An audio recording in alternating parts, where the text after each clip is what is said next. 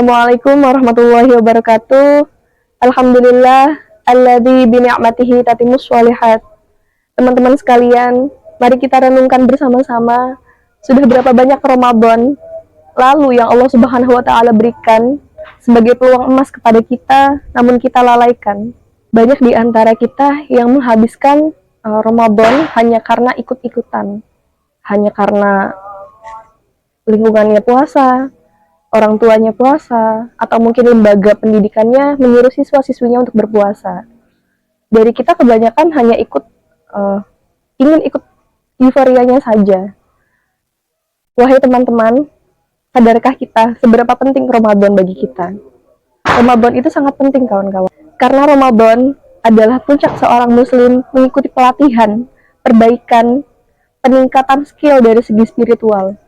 Allah Subhanahu wa taala memastikan tujuan Ramadan adalah la'allakum tattaqun dalam Quran surat Al-Baqarah, yaitu agar kalian mencapai tingkat ketakwaan, yaitu kita harus siap menjalankan perintah Allah dan juga menjauhi larangannya setiap waktu. Dan ini kita butuh pelatihan. Allah Subhanahu wa taala menyiapkan Ramadan sebagai sarana untuk itu. Saya yakin teman-teman sekalian sudah banyak melewati Ramadan, artinya sudah berpengalaman bertahun-tahun melewati Ramadan. Ada suatu kaidah yang dijelaskan oleh ulama, bunyinya seperti ini.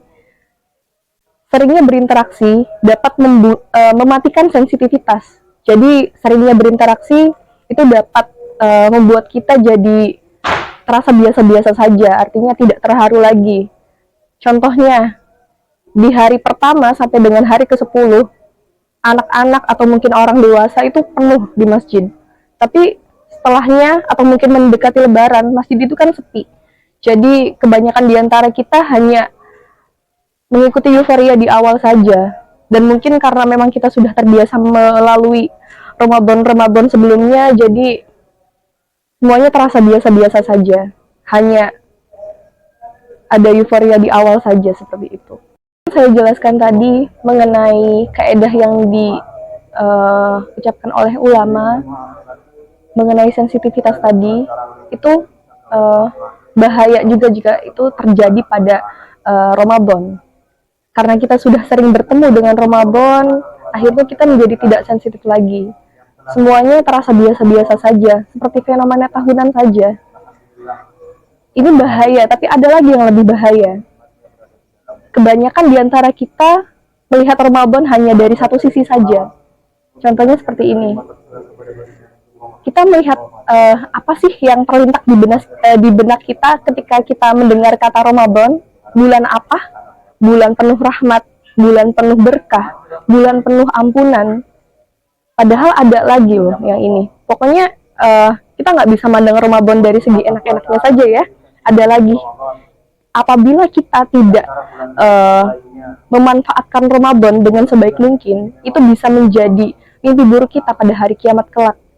Nabi Muhammad SAW bersabda pada hadis riwayat Imam Muslim. Beliau bersabda, celaka seseorang, yaitu seseorang yang memasuki Ramadan lalu ia jalani lalu ia jalani hari-harinya di bulan Ramadan sampai Ramadan berpisah dengannya dan dosanya belum diampuni oleh Allah Subhanahu wa taala. Celaka dia, kata Nabi Shallallahu alaihi wasallam. Ramadan pada bulan Ramadan itu surga dibuka selebar-lebarnya. Artinya sebagai simbol bahwa Allah memudahkan akses kita untuk beribadah. Kalau kita tidak berpuasa, tidak membaca Al-Quran, tidak tarawih, tidak tahajud, tidak berinfak, dan lain sebagainya, maka kita termasuk orang yang merugi. Bulan Ramadan, pintu neraka itu ditutup serapat-rapatnya. Seperti dalam hadis sahih, dan gembong-gembong syaitan dibelenggu oleh Allah Subhanahu wa taala. Jika kita tidak memanfaatkan Ramadan ini dengan sebaik mungkin, celakalah kita.